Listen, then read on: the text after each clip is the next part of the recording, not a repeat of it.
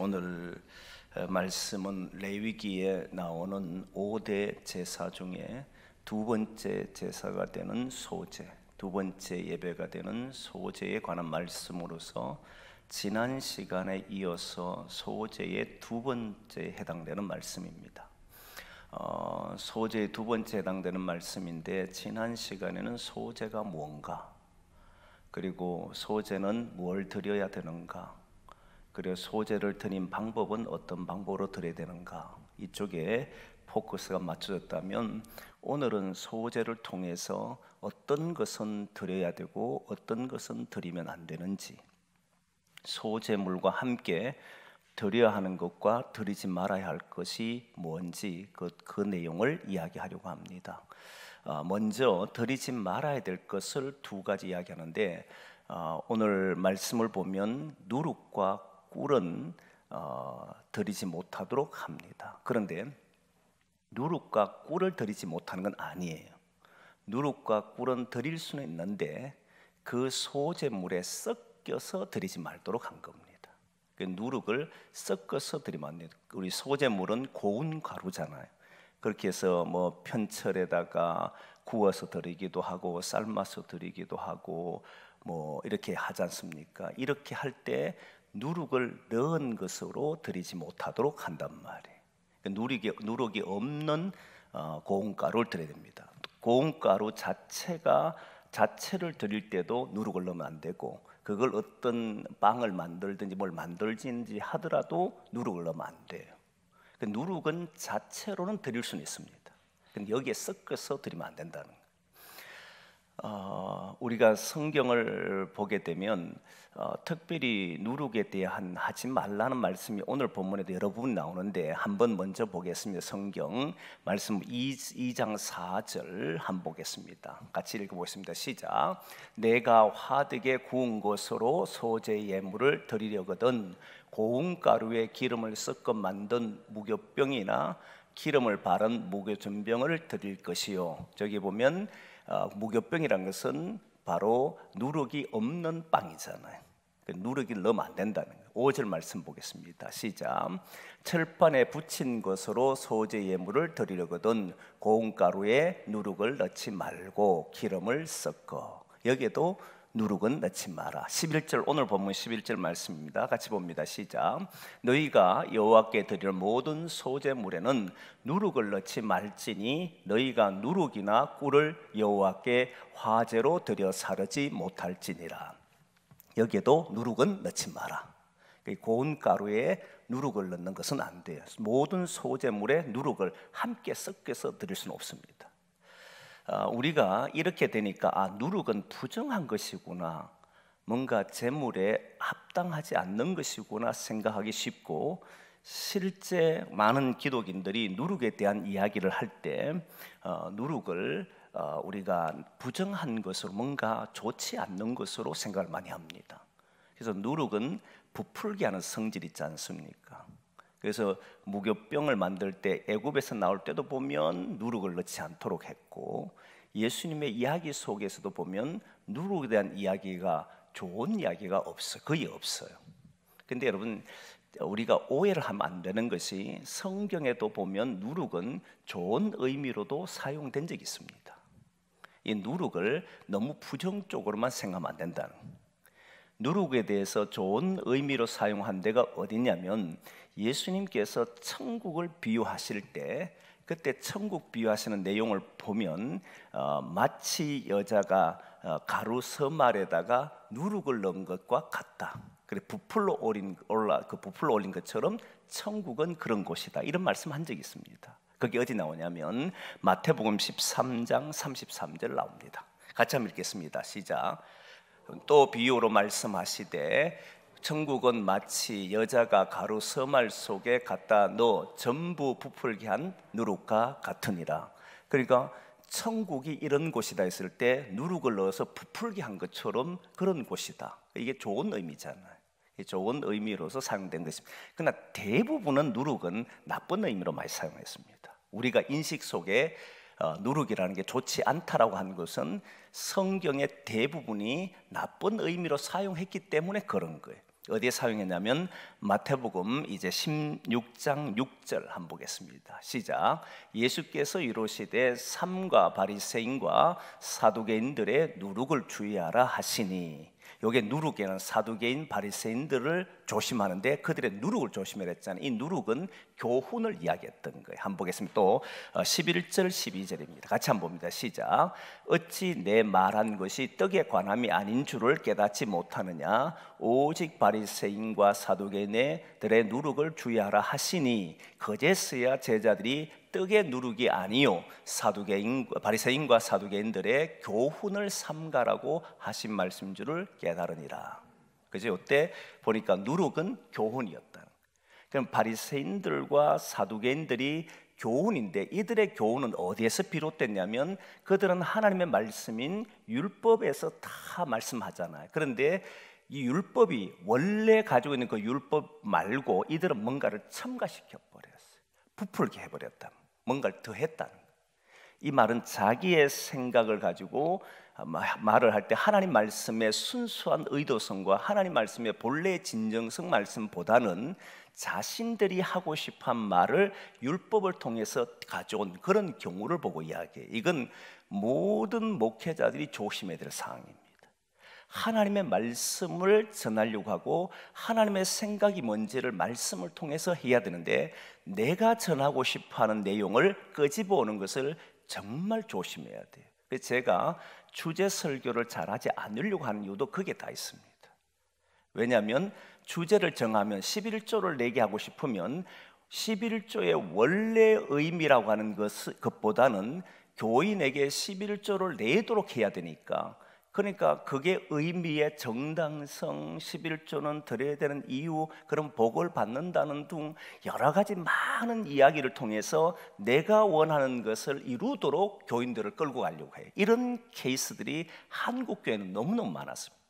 봉사시키려고 하면 하나님께서 이 봉사는 은사로 우리에게 주신 것인데, 봉사하는 사람은 이렇게 복받습니다, 저렇게 됩니다, 막 원래 하나님이 봉사라고 하는 은혜에 대한 응답인데, 그런 것보다는 내가 원하는 대로 교인들을 봉사시키기 위해서 막 사용하는, 이용하는 이런 일들이 벌어진 거예요.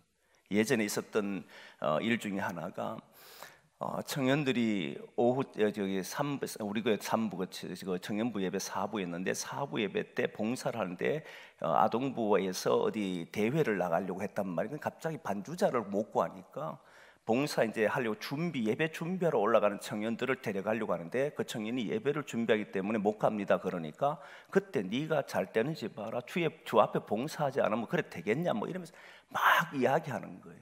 정말 이상한 일 아니에요.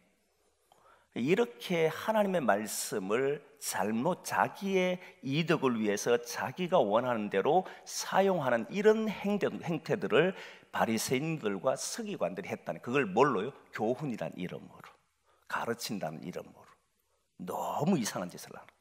이렇게 되는 것을 보고 바리새인의 누룩과 사두개인의 누룩이라고 표현을 쓰는 거예요.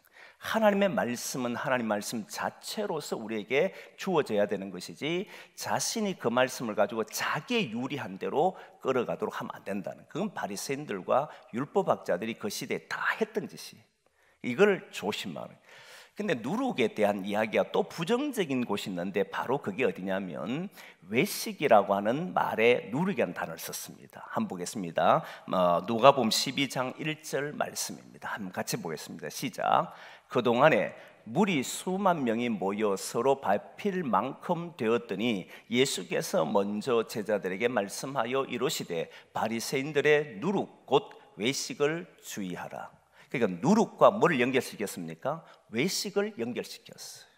이건 모든 성도들이 조심해야 될 거예요. 그게 뭐냐면 누룩과 외식은 같은 거다 이 말이잖아요. 근데 외식이 뭐냐면 이때 쓰였던 헬라의 의미는 어떤 뜻이냐면 배우라고 하는 뜻이에요. 배우 또는 각색. 각색이라고 하는 것은 원래와 다르게 만든 것을 말하잖아요.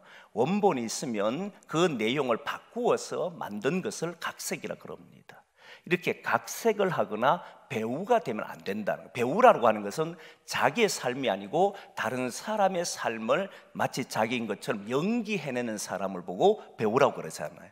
그러듯이 바리새인들의 누룩이라는 것은 자기들은 그렇게 살질 않아요. 이미 자신들은 어둠에 있는데 마치 빛의 자녀인 것처럼 말하고, 나는 하나님의 은혜가 아닌데 자신은 하나님의 은혜처럼 사는 사람처럼 이야기하는, 그걸 잘 보여준 사람이 아나니아와 삽비라 사건이지 않습니까?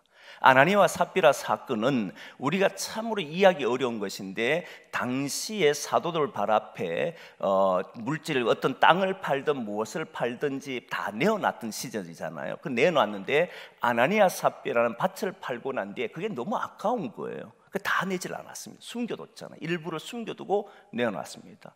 그랬더니 사도들이 너는 성령을 속이는 것이라고 했고, 그 일로 인해서 아나니아와 삽비라가 둘 다 죽습니다.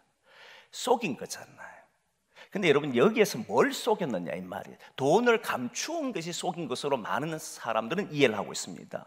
근데 그 내용을 보면 이 사람들이 진짜 속인 게 있습니다. 뭘 속였느냐면, 당시엔 성령이 임재하고 난 이후에 이들은, 초대교회는 처음 교회가 형성됐을 때는 예루살렘 공동체라는 처음에 120명이었던 그 마가다락방의 모습은 어떤 모습이었냐면 하나님의 나라 그 자체였습니다. 연약한 사람 눈에 보였고, 정말 불쌍한 사람들이 마음에 밟혔고, 그들을 도우려고 하는 사람들이 일어났고, 그것 때문에 그들은 물질을 내놓고, 어떤 사람 시간을 내놓고, 어떤 사람 건강을 내놓고, 자기 있는 것으로 서로 막 도우려고 하다 보니까 그 교회 자체가 바로 연약한 자가 사라지고 가난한 자도 사라지는, 모든 사람이 가난에서 벗어나는 이런 일이 벌어졌던 거지요. 그곳이 곧 어떤 곳이었냐면 하나님의 나라의 모습이 나타났던 곳입니다. 그런데 한 사람이 있었는데 아나니아와 삽비라는 그거를 알지를 못했어요. 그 공동체에 있으면서 나는 하나님 나라의 사람이다, 하나님 나라의 모습을 본 사람이다 라고 생각하고 있었는데, 사실은 보니까 연기를 하고 있었던 거예요. 그 안에 들어와서 마치 나는 하나님 백성처럼, 나는 부활을 믿는 사람처럼, 마침내 하나님께서 나에게 부활을 주시는 것처럼 그렇게 했는데, 자기가 밭을 딱 팔고 나고 보니까 자신은 거짓말을 하고 있었다는 것이 드러났다는, 어둠이 그대로 드러난 사건이 아나니아와 삽비라 사건이었다. 속였다는 것. 배우처럼 하나님의 자녀인 것처럼 속이고 산 사람이 아나니아와 삽비라였다. 이게 배우라는 거예요. 이걸 외식이라. 그러면 바리새인들과 사두개인들도 보면 율법도 잘 지켰지요. 뭐 정해놓은 것들을 얼마나 잘했습니까? 그런데 이들은 하나님이 주신 말씀에서 어긋나서 자기들이 정해놓은 것을 하는데, 뒤로는 다 사람을 속이고 있으면서 앞에서는 경건한 척했던 사람이잖아요.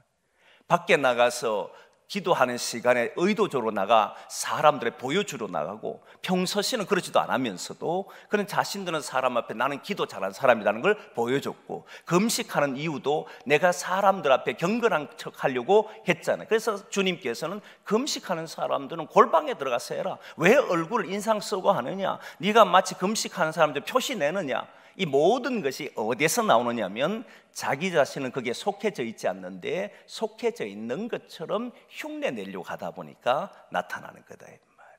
그게 외식이라는, 그게 누룩이라고 하는 거예요. 이건 우리 모두가 조심해야 될 일이에요.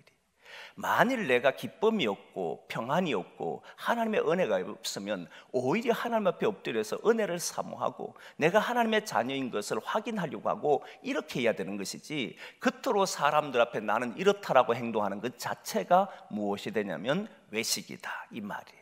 그게 누룩이다. 그건 왜 누룩이 되냐면 자기를 자꾸 부풀리게 돼 있습니다.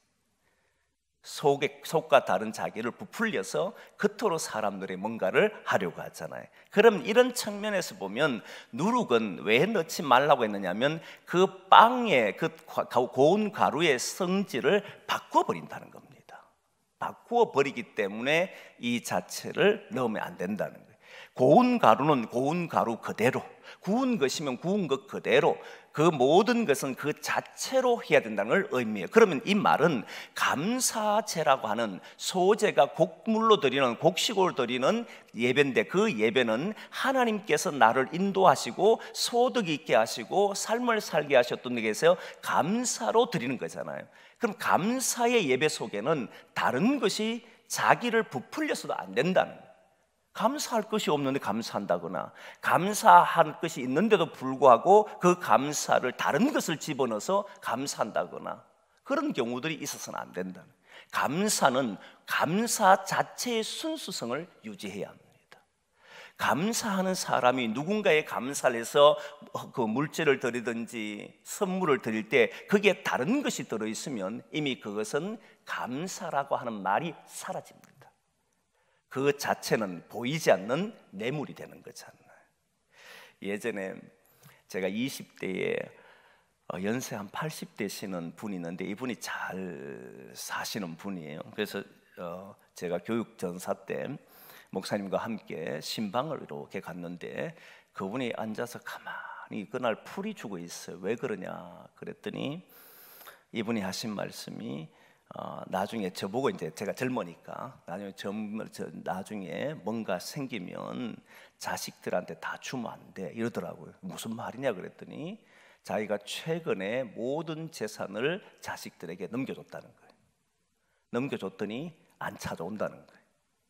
그전에는 생신 때가 되면 어버이 은혜 감사하다, 어버이날 되면 꽃달로 오고 막 이랬는데, 모든 재산을 딱 이양하고 나니까 그 뒤로부터는 찾아오는 법이 없더라는 거예요. 전화도 안 한다는 거예요.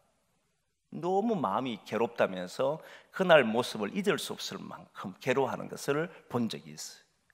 그러니까 그 말은 그 이전의 모든 행동들은 다 무엇 때문에 했다는 겁니까? 속였던 거예요. 배우 역할을 한 거예요. 마치 부모를 사랑하는 것처럼, 부모의 은혜에 감사하는 것처럼 했지만 그 이면에는 다른 생각을 갖고 있었다. 그럼 그 선물들은 다 뭐가 되는 겁니까? 눈속임이었고 잘못된 감사잖아요.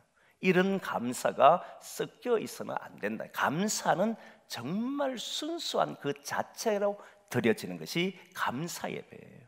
그래서 우리가 예물을 드릴 때에 감사하는 것은 받은 은혜에 너무 감사하고 앞으로 이끌어줄 은혜에 감사해서 그냥 그 감사 자체로 하나님 앞에 드리는 것이 옳다는 겁니다.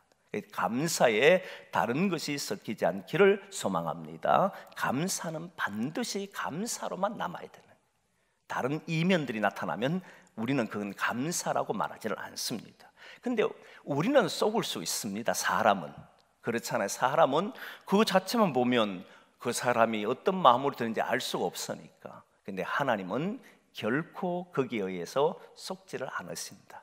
그걸 기억하세요. 그럼 두 번째, 무엇을 또 하면 안 되느냐 했을 때 꿀에다가 불을 피우지 못하도록 합니다. 꿀은 섞어서 드린 게 아니라 섞더라도 그게 만약에 불을 피우는 일을 하면 안 돼요. 소제물은 번제단에 올려서 두 움큼 옮기잖아요. 그리고는 그 위에다가 유향을 부어서 불을 붙여서 향을 냅니다. 그런데 꿀은 그 위에 넣어서 불을 못 붙이도록 합니다. 꿀을 못 붙이도록 해요. 그게 11절 말씀인데 다시 한번 11절 말씀 읽어보겠습니다. 11절 말씀 같이 봅니다. 시작. 너희가 여호와께 드리는 모든 소제물에는 누룩을 넣지 말지니 너희가 누룩이나 꿀을 여호와께 화제로 드려 사르지 못할지니라. 이건 누룩이나 꿀도, 누룩은 이미 넣어서 섞어 보면 그게 불을 피우니까 그 화제가 되지도 않고, 꿀도 여기에는 위에 꿀을 부으면 안 돼요. 근데 이방 교도들이, 이방인에서 일어나는 어떤 종교들은 어떤 제물을 위에다 꿀을 많이 부었다고 합니다. 흔히 꿀을 많이 사용했대요. 근데 왜 꿀을 사용하지 못하도록 하냐 했을 때, 이 꿀도 보면 성경에 좋은 의미로 사용된 데도 있고 나쁜 의미로 사용된 데도 있습니다. 근데 생각보다 꿀은요, 제가 모든 이제 성경에 나온 꿀에 대한 조사를 해보니까 거의 대부분 꿀은 좋은 의미로 사용됐어요.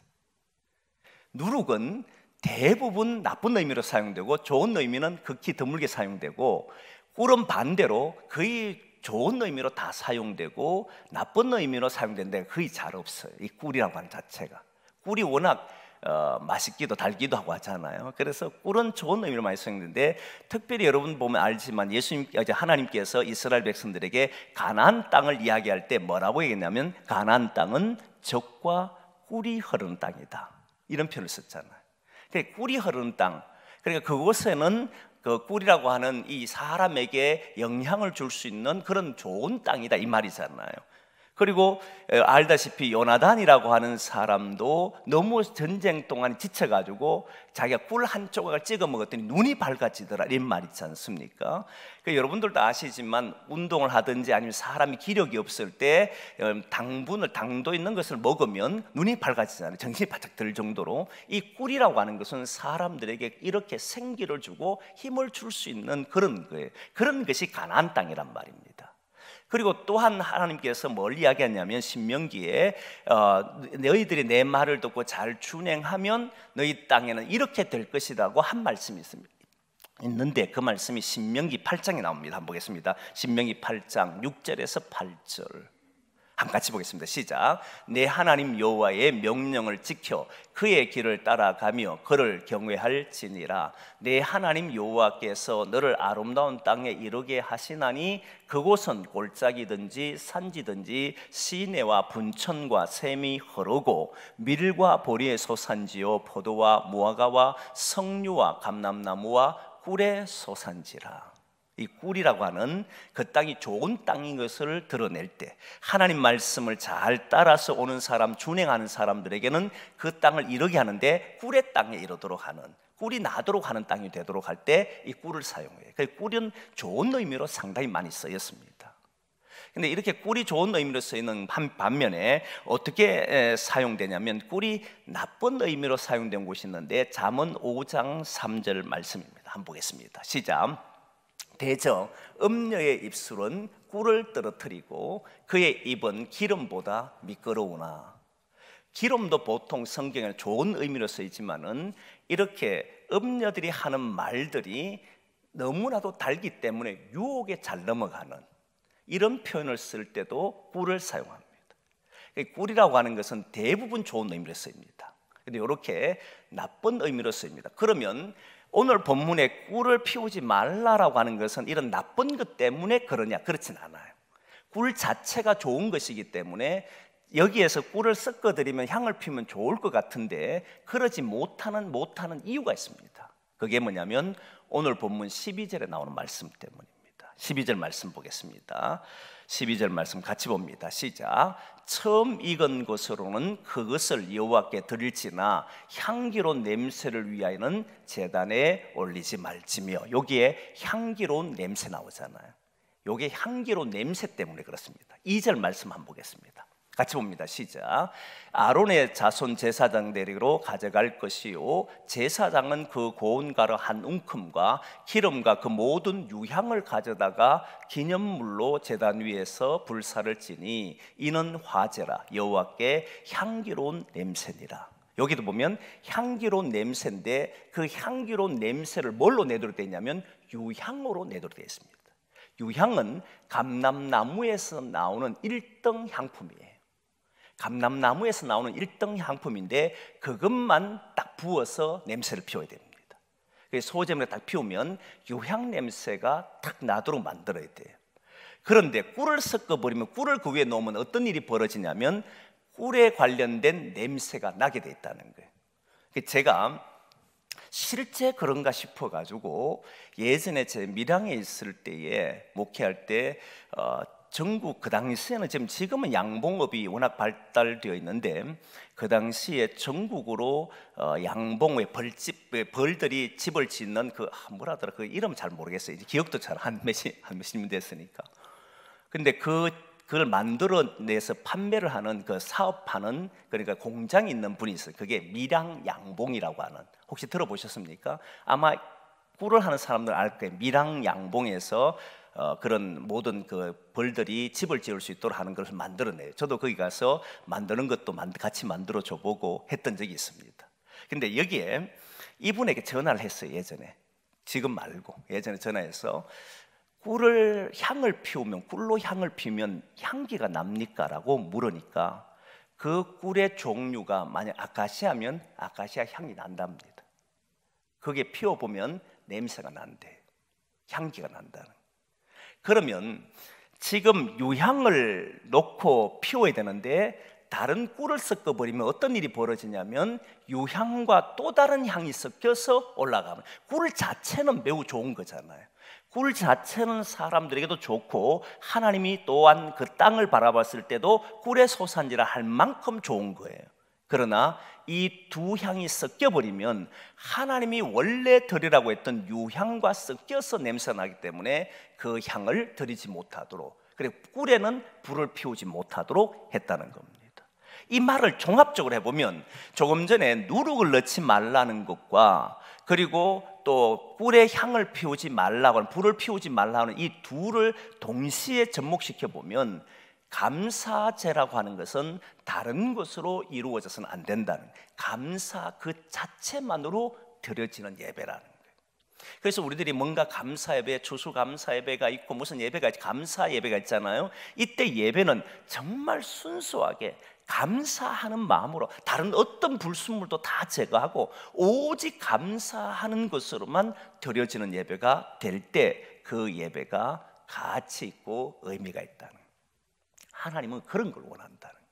그래서 우리는 예배 속에서 이런 하나하나가 담겨져 있는 것을 찾고 그걸 깨달으면 다음부터는 우리가 예배 드릴 때 감사 예물 속에서도 그저 감사함으로, 다른 어떤 것을 주지 않아도 감사함으로, 아무 일이 일어나지 않더라도 감사함으로, 오직 그 감사함으로 할 수 있는 그것이 바로 우리의 삶이라. 그러면 여러분, 그 순수하게 감사했는데 아무것도 안 줘도 내 마음은 감사하고, 그런데 받는 분들은 어떻게 되냐면 그 순수한 마음을 모르겠습니까? 여러분 알잖아요. 가인과 아벨이 하나님 앞에 예배드릴 때 지난 시간에 말씀드렸습니다만은 가인과 아벨, 하나님은 그 마음을 보셨잖아요. 압니다. 하나님께서는 거기에 따라서 또한 하나님의 행동하실 것이고, 그건 하나님의 행동이에요. 하나님의 행동은 우리가 좌지우지할 수 없어요. 내가 뭔가를 드렸기 때문에 하나님이 이렇게 행동하실 거라는 기대는 이미 그 사람은 그 예물 속에 뭔가가 다른 것이 담겨 있는 거잖아요. 그저 감사하는, 그저 오늘 하루를 살게 하신 것에 감사하고, 일주일을 살아오게 하신 것에 감사하고, 또 한 주간 살게 하실 것을 감사하고, 그저 그 감사로 드렸을 때 하나님은 그 예물을 받으시고 하나님은 하나님이 하실 일들을 하시는 줄 믿습니다. 우리의 의도로 하나님의 생각을 바꾸려고 하지 말고 우리는 순수하게 신앙 받은 은혜에 따라 행동하고, 하나님은 하나님께서 하실 행동을 통해서 우리에게 하나님의 역사가 일어나게 하실 줄 믿습니다. 그래서 이런 예배가 되기를, 우리는 우리가 반응을 하고 하나님은 하나님이 역사하는 이런 예배가 진실로 하나님 기뻐하는 예배가 되는 줄 믿습니다. 그런 예배를 함께 만들어가기를 소망합니다. 이제 마지막 하나를 보려고 하는데요, 이제 넣어야 될 것이 있습니다. 이 소제물에는 반드시 넣어야 될 게 있습니다. 그게 뭐냐면 소금입니다. 소금을 넣으라 해놔서 한번 보겠습니다. 레위기 2장 며칠이죠? 13절, 13절 한번 보겠습니다. 제가 찾아라 소리한 13절 같이 보겠습니다. 13절 시작. 내 모든 소제물에 소금을 치라. 내 하나님의 언약의 소금을 내 소제에 빼지 못할지니 내 모든 예물에 소금을 드릴지니라. 이 소금 반드시 쳐야 됩니다. 이 소금에 대해서는 이미 많은 연구를 했습니다. 사람들이, 우리도 알아요. 우리를 보고 예수님께서 제자를 보고 하신 말씀이 너희는 세상의 빛이다, 소금이다. 여러분 기억하실지 모르지만 저는 이 말씀을 참 기억을 많이 하는데, 사실 예수님께서 그 제자들을 그 산상수훈에서 데리고 갔잖아요. 거기에서 제자들에게 너희는 빛이다, 너희는 소금이다 이랬단 말입니다. 그런데 우리가 생각해보면 저 사람은 우리나라의 빛이 될 거야, 우리나라의 소금이 될 거다, 소금과 같은 사람이 될 거다, 저 사람 빛이 될 거다 이랬을 때는 우리는 일반적으로 생각하는 것은 그 사람이 자질이 뛰어나야 됩니다. 그렇잖아요. 뭔가 사회를 바꿀 만한 자질과 능력이 있을 때, 야, 저 사람 뭔가 기대할 만해, 저 사람 우리나라의 미래 희망이야, 우리 교회의 희망이야, 이런 소리를 쓰거든요. 그런데 예수님이 참 독특하신 분이에요. 예수님은 제자들을 보고 너희들은 세상의 빛이다, 소금이라 그랬어요. 이때 제자들을 보면요, 형편없습니다. 예수님을 부인하기도 하고 믿지도 못해서 막 저끼리 자리 높은 데 앉으려고 소리도 지르고 싸움도 벌이고 이런 게 제자들이잖아요. 그리고 출신을 보면 배운 것도 별로 없어요. 어부 출신에다가 이런 사람들이잖아요. 똑똑한 것은 없어요. 베드로처럼 뭐 이렇게 보담 칼 꺼내가 사람 막 욱하는 성질 때문에 길을 자르기도 하고 막 이런 존재잖아요. 그래서 사람들이 베드로나 나머지 11명의 제자를 보고 야, 우리 사회의 빛이다라고 생각하는 사람이 누가 있겠습니까? 이 베드로와 나머지 11명의 제자가 이 땅의 소금이 되어서 이 땅을 새롭게 할 것이다, 변치 않도록 부패시키지 않을 것이다, 누가 생각했겠습니까? 그런데 예수님은 그들을 보고 빛이다, 소금이라 했어요. 여러분, 이 생각만 해도 여러분, 우리는 어떤 삶을 살 수 있느냐면요, 사람은요 참 자기를 보면서 자기의 부족한 걸 볼 때마다 나는 왜 이런가 이 생각 참 많이 해요. 자기의 어떤 자기 모습의 자긍심이라든지 이런 걸 못 가지고 자존감 없이 막 살아가는 사람 많습니다. 내 인생 자체를 부정하는 사람도 많아요. 근데 여러분, 이 생각을 잊지 마셔야 돼요. 주님께서 우리를 빛이라고 했고 소금이라 하셨다는 거예요. 나는 나를 보면 실력도 없고 뭐 가진 것도 없고 배운 것도 없고 능력도 없다 생각 들지만, 주님은 세상 어떤 사람 보고, 가진 사람 보고 뭐 한 사람 보고 빛이다 소금이라는 것이 아니라 자기를 따라오는 제자들 향해서 빛이다 소금이라고 했어요. 이유가 뭐냐면 세상에 가장 뛰어난 사람도 어둠 속에 있기 때문에 세상을 밝힐 수가 없습니다. 그도 죽음 아래 있는데 세상을 썩지 않도록 어떻게 만들겠습니까? 어둠에 있는 자가 어떻게 어둠을 밝힐 수 있을 거며, 어둠이 썩지 않도록 그렇게 부패하지 않도록 하게 자기 자신이 어둠인데, 그러니까 이 제자들은 이미 예수 그리스도 안에 있기 때문에 그들이 볼 때는, 세상 사람들이 볼 때는 아무것도 아닌 존재처럼 보여도 하나님은 이들이 빛이고 이들이 소금이에요. 이 자부심을 잊지 마시라. 저와 여러분들은 하나님께서 인정하시는 소금과 빛이라는 사실을 믿고 우리 삶이 엉망이 되지 않도록 자기 자신을 잘 지켜야 합니다. 그래서 여러분, 혹시 누군가가 마음이 무너져 있고 나는 왜 이렇게 살까? 그리고 자기 존재에 대한 자긍심 없이 사는 사람 있잖아요. 그때마다 이야기해 주셔야 돼요. 너는 주님이 인정하시는 빛이라고, 너는 소금이라고. 다른 사람들이 인정하는 게 아니라 하나님이 인정하는 사람이 아니냐고 그렇게 말해 줄 수 있어야 돼요. 그리고 우리도 그래야 되고, 그리고 우리 자신을 자꾸 무너뜨리면 안 됩니다. 하나님이 나를 빛으로 여기고 소금으로 여기는데 어떻게 우리가 아무것도 아니다라고 말할 수 있겠습니까? 그것으로 교만하면 안 되지만, 그러나 우리 자신을 인정하신 주님을 생각하면 우리의 삶에서 어떻게 해야 되는지를 우리는 알아야 되는 거예요. 그게 빛과 소금은. 근데 여러분, 소금이라고 하는 것이요, 워낙 연구를 많이 했기 때문에 소금은 부패를 방지한다, 뭐 맛을 낸다. 지금 안 그래도 제가 오늘 예배 시간 들어오기 전에 날씨가 추워진다고 하니까 우리 교우들이 김장하느라고 되게 힘들었다 그러더라고요. 맞나요, 여러분들? 김장했습니까? 우리 사람 조금 전에 배추 절인 거 보고 왔는데 김장하고 나니까 피곤하다 이런 분들이 너무 많다 그러던데, 김장이 이제 사실 힘들어서 김장도 이제 잘 안 하지요. 이제 다 뭐 절인 거 사오든지 뭐 이렇게 하는 시대가 됐잖아요. 그런 시대입니다. 근데 어쨌든 김장하는 게 매우 힘든데, 김장할 때 제일 중요한 게 그게 배추 안에 소금을 뿌리잖아요. 그 이유가 뭐냐면 오래 보관도 하지만 맛도 내는, 부패도 하지 않게 하고 맛도 내게 하는 그런 기능이 바로 소금의 역할이에요. 그럼 소금의 양에 따라서 맛이 다르기도 하지 않습니까? 그것이 바로 소금의 역할입니다. 그런데 여러분, 오늘 본문의 이 말씀은 소금을 반드시 치도록 합니다. 이건 뺄 수가 없어요. 모든 소재물에 소금을 넣습니다. 그러면 소금을 친다는 것을 뭘로 하나님은 표현했냐면, 하나님께서는 뭘로 표현했냐면 언약으로 표현했어요. 이건 언약이라는 거예요. 소금 언약이다, 이 표현입니다. 이걸 다른 말로 하면 이렇습니다. 하나님과 우리 간의 맺은 이 소재물을 통해서 하나님 앞에 드릴 때는 하나님께서는 어떻게 하겠다는 약속이냐면, 이 소재물, 이 언약은 부패하지 않는다는 거예요. 썩지 않는다는 거예요. 영원하다는 거예요. 이 말은 무슨 말이냐면, 하나님은 우리로 하여금 감사가 끊이지 않게 하겠다는 거예요. 이게 너무 감사하더라. 하나님이 우리의 목자가 되시면 때로는 우리가 겨울을 건너기도 하고 여러 가지 많은 어려움을 만나기도 하지만 우리 속에는 날마다 하나님의 인도하심이 있다는 사실을 말씀하는 것이고, 하나님은 이 소금을 뿌림으로써 하나님이 약속한 것은 변치 않는다는 약속이었던, 이건 결코 빼지를 못합니다. 소금 다른 어떤 것을 해도 이 소금만큼은 못 뺍니다. 이 말은 하나님이 하신 약속, 감사의 제잖아요. 이게 소제물이 감사제니까 우리로 하여금 감사가 날마다 일어나도록 하시겠다는 거예요. 이건 하나님의 약속이에요.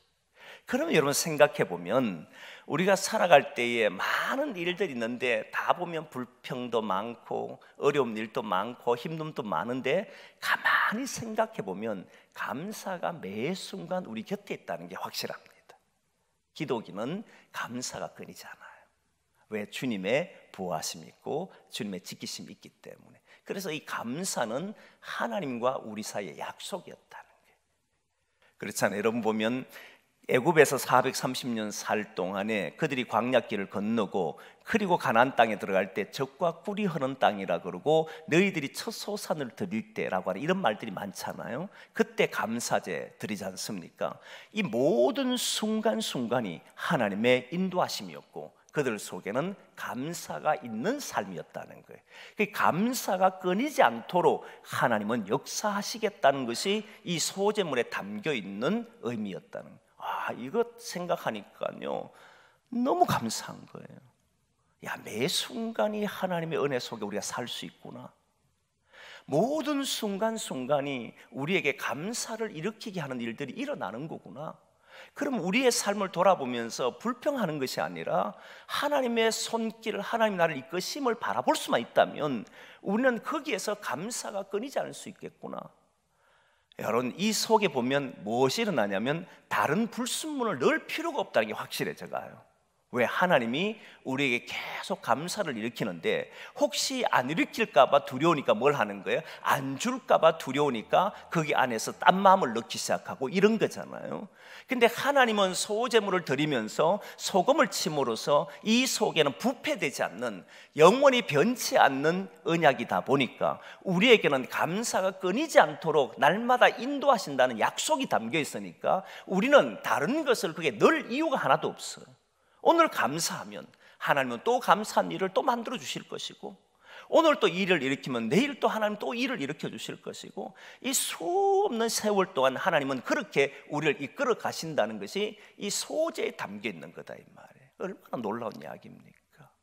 사랑하는 성도 여러분, 우리가 살아가면서 하나님께서 우리의 목자시고 우리를 이끄신다고 하는 것을 꼭 믿으시고 우리의 삶에서 날마다 감사를 주신다는 것을 우리가 기억하면서 우리 주변에 일어나는 모든 일들 속에 하나님의 세미하게 들려오는 음성과 우리의 길을 친히 인도하시는 그 걸음들을 우리의 눈으로 볼 수 있기를 바라고, 그리고 감사가 끊이지 않기를 바랍니다. 그 감사 속에는 하나님 앞에 온전한 감사로 드리고, 그리고 하나님은 우리에게 소금 언약을 통해서 변치 않으신다는 약속을 우리에게 주셨으니까 그 약속 믿고 오늘도 우리가 살아가기를 소망합니다. 우리 같이 한번 통성으로 기도하겠습니다. 함께 우리가 기도할 때에 오늘도 우리 주님께서 나를 인도하신다는 걸 믿고, 현재 어려움과 힘듦 속에서도 하나님 힘듭니다, 어렵습니다, 하나님 나는 이렇게 해서 속이 상합니다 말보다는 하나님이 여기에서 역사하실 줄 믿습니다. 우리를 구원하실 줄 믿습니다. 오늘도 우리는 감사함으로 살겠습니다.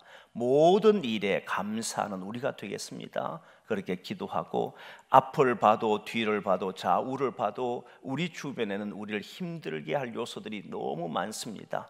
지금 정부와 또 많은 노동연합들을 이를 통해서 지금 전쟁을 치르고 있는 상황입니다. 이런 일들이 이 사회에 일어나면 고스란히 백성들이 어려움을 겪습니다.